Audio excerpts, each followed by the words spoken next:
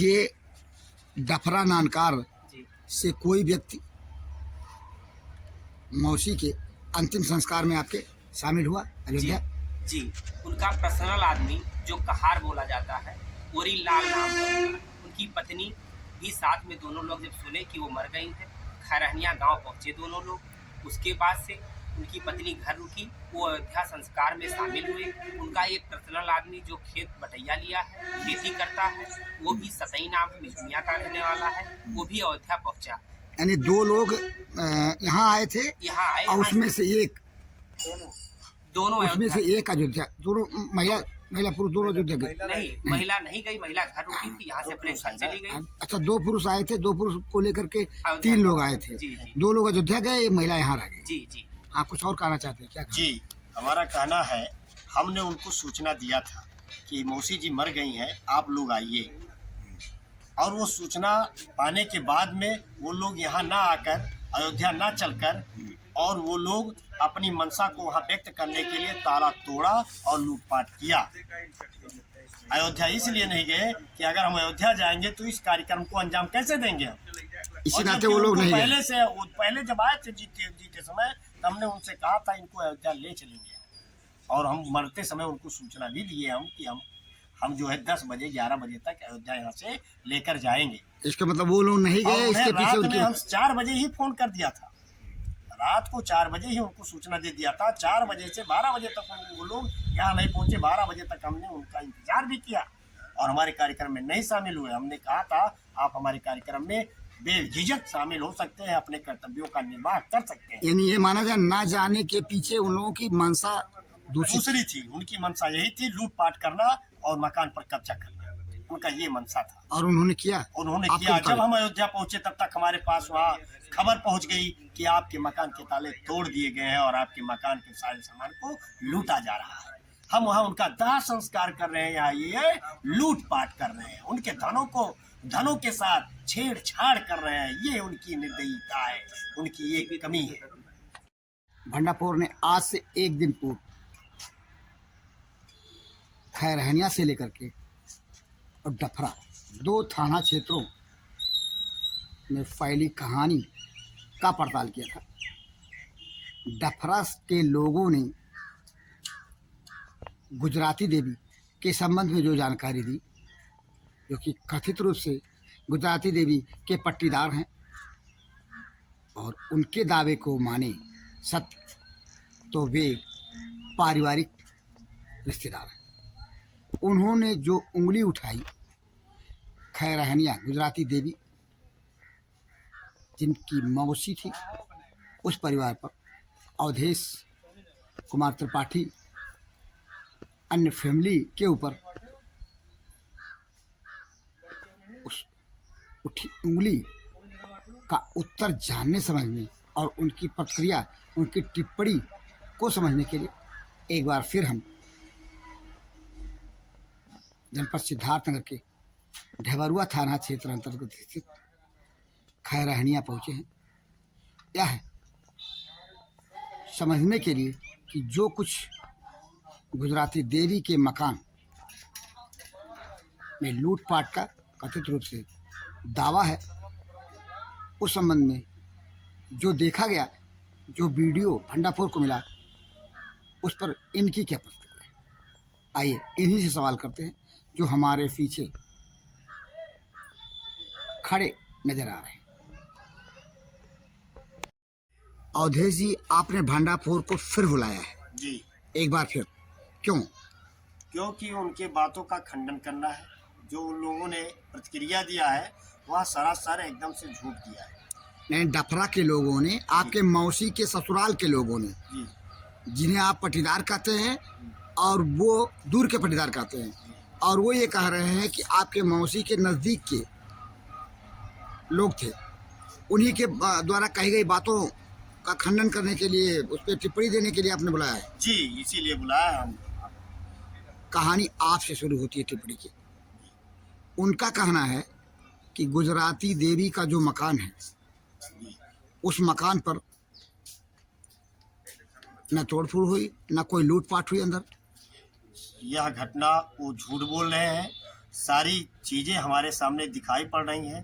जो चैनल लगा हुआ है, चैनल में एक ताला हमने अंदर से लगाया था और एक ताला बाहर से लगाया था, जबकि हम वीडियो में देख रहे हैं दोनों ताला सामने से लगे हुए हैं। और भंडाफोर ने जो खबर में वीडियो शूट किया, उस वीडियो में दिख रहा है कि वह ताला दोनों बाहर से दिख रहा है, जबकि हमारा एक चैनल का ताला बाहर से था और एक चैनल के अंदर में ताला लगा हुआ था। और दूसरा अंदर जो लाल रंग का एक गेट दिख रहा है, दरवाजा दिख रहा है, उस दरवाजे के जो है सिटकिनी में ऊपर के किल्ली में ताला नहीं लगा हुआ है। वो ताला उसमें ताला नहीं लगा, ताला कुंडी में केवल कुंडी लगा हुआ है, उसमें ताला लगा हुआ था हमारा।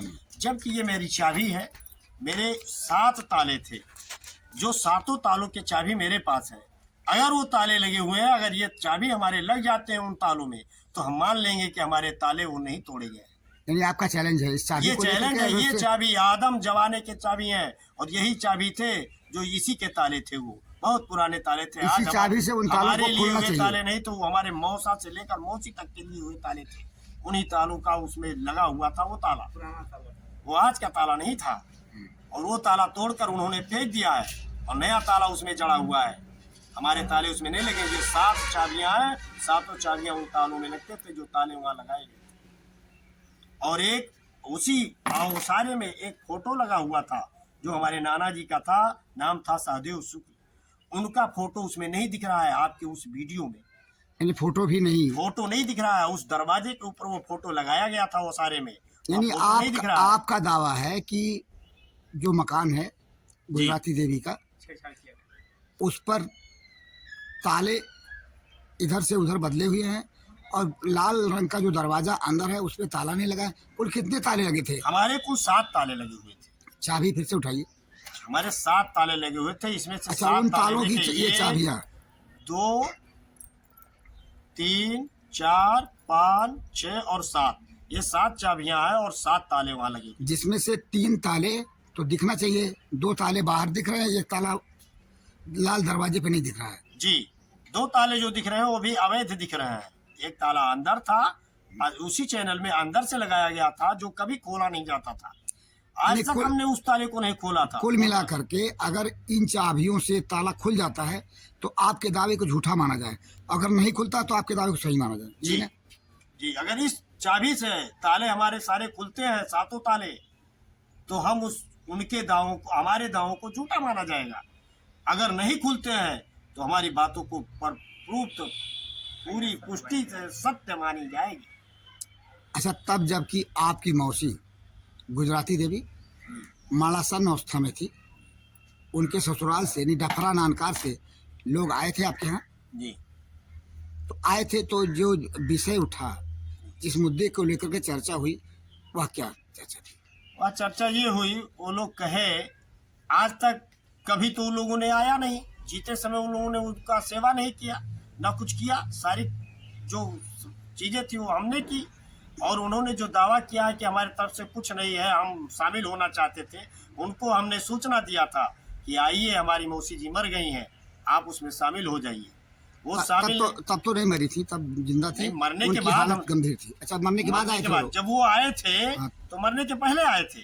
उन्होंने हमसे कहा था कि हमको बैतनी दान या बचिया दान करानी है, हम कुल के हैं तो हम भी कर दें। तो वो आए यहाँ, हमने उनको पंडित बुलवाया, माननीय हमारे पूज्य एक है संकटा पंडित जी, उनको बुलवाए, उनके द्वारा उनके बैतनी वगैरह जो उनको देना था देकर दिए।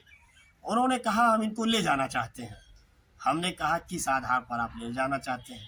कहीं हम वहीं ले जाएंगे, मैका है, ये है, और वो ससुराल है, वहाँ मरेंगी शास्त्र के अनुसार। हमने कहा जब हम अपनी शरीर को और अपने धन को हमारे लिए सौंप दिया है तो आप कैसे ले जाएंगे, और हमारे सारे परिवार वहाँ जाकर सेवा किस तरह से कर पाएंगे? हमारी व्यवस्था है, हमारा यहाँ सब कुछ है, वहाँ भी है, लेकिन वहाँ इस प्रकार से, जिस प्रकार से हम यहाँ देखभाल कर पाएंगे उस प्रकार से वहाँ हम देखभाल नहीं कर पाएंगे।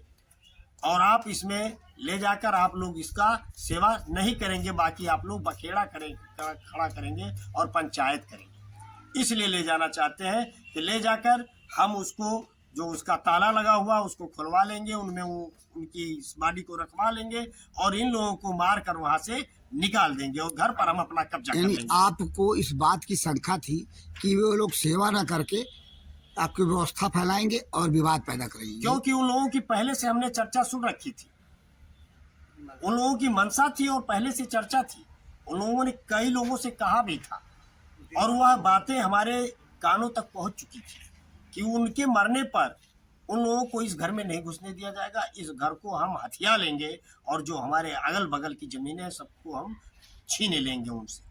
तो क्या ये समझा जाए कि आज से एक दिन पूर्व डफरा के उन लोगों ने जिन्होंने यह कहा कि लड़की की डोली मायके से उठती है और अर्थी ससुराल से, उनकी इस नियत में बगुला भगत वाली रोल है? जी, परफेक्ट, कोई इपवट नहीं। उनकी मंशा संपूर्ण ढंग से यही थी, किसी न किसी प्रकार से उनको यहाँ लाया जाए और इस प्रकार की धृष्टता की जाए। एक सवाल वहां से और मिला जिसका उत्तर हम आप लोगों से जानना चाहेंगे। आपके मौसा का अंतिम संस्कार अयोध्या में किसने किया था, ससुराल वालों ने या आप लोगों ने? देखिए, जब मौसा जी हमारे एक्सपायर हो गए तो उन्हीं के लोगों ने हमारे पास फोन किया कि उनकी लाश को मत छुइएगा, हो सकता है तुम लोगों ने जहर खिलाकर मार दिया। वो गए वहां, लाश को सूंघे सांगे, फिर लाश को हम ही लोगों ने लेकर घाट पर गए।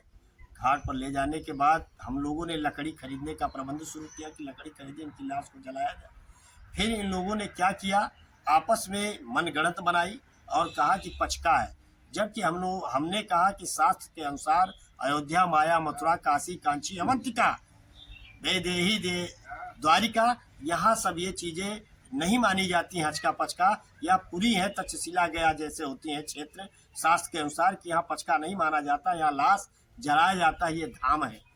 लेकिन उन लोगों ने इन बातों का खंडन किया, कहा ये सब हम नहीं मानते हैं, अगर पचका में लाश जलाई जाएंगी तो हमारे घर के सारे परिवार मर जाएंगे, जिसके तहत उन लोगों ने लाश को जलाने नहीं दिया। और फिर लाश को उन्होंने जल प्रवाह करने की बातें कही। फिर जल प्रवाह की बातें आई तो उन लोगों ने न्याय पे नहीं चढ़ा, केवल 2 लोग मुख्य आरोपी चढ़े उसमें से, बाकी हम दोनों भाइयों से जल प्रवाह करवा दिया गया। वहाँ उन लोगों ने भी जल प्रवाह नहीं किया, केवल साथ गए थे। आपके पीछे जो खड़े हैं जी, क्या वही भाई थे? जी हाँ, वही हमारा भाई था। इनसे जानते हैं। क्या नाम है आपका? कौशल त्रिपाठी। कौशल जी, आप थे जब आपके मौसा मरे थे? जी जी, हम साथ में गए थे इलाहाबाद। यानी आप दोनों भाइयों ने जल प्रवाह किया था? जी जी।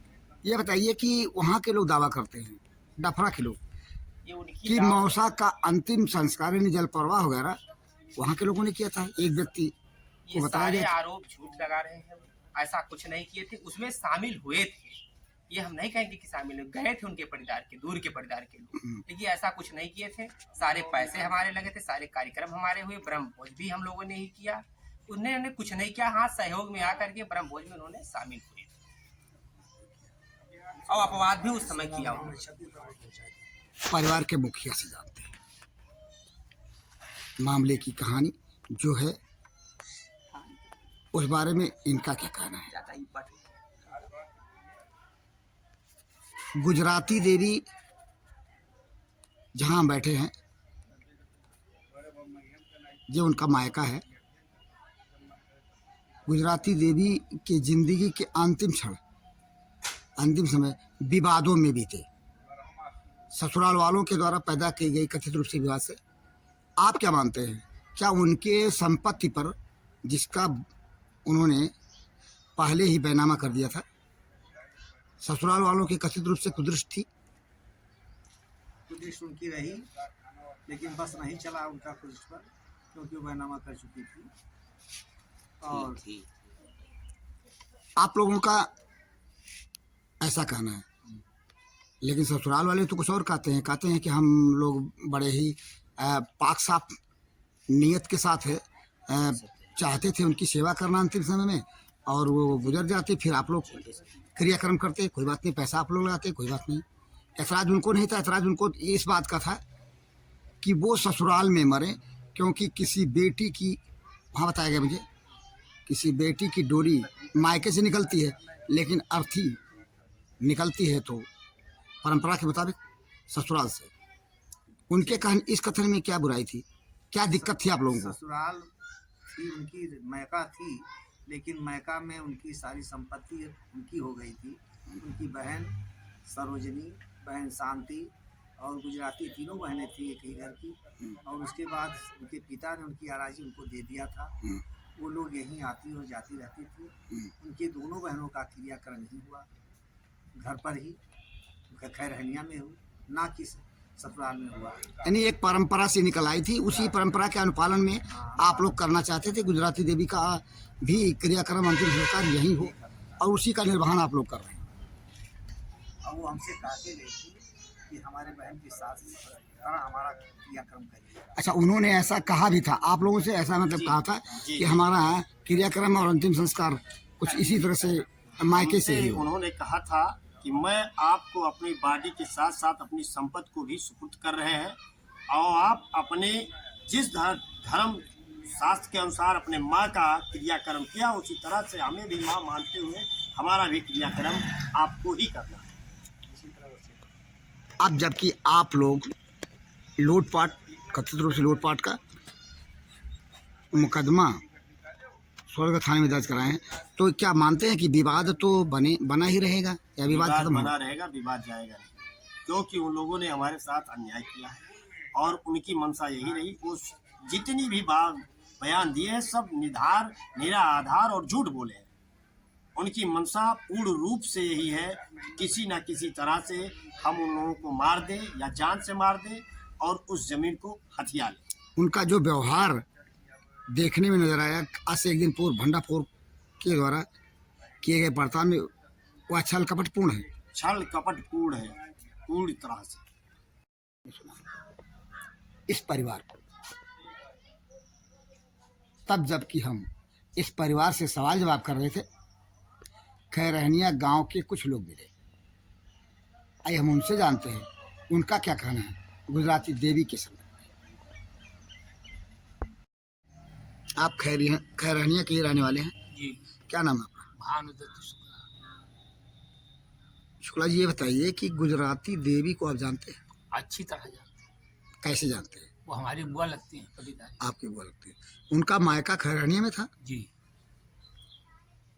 और ससुराल डफरा रंका में।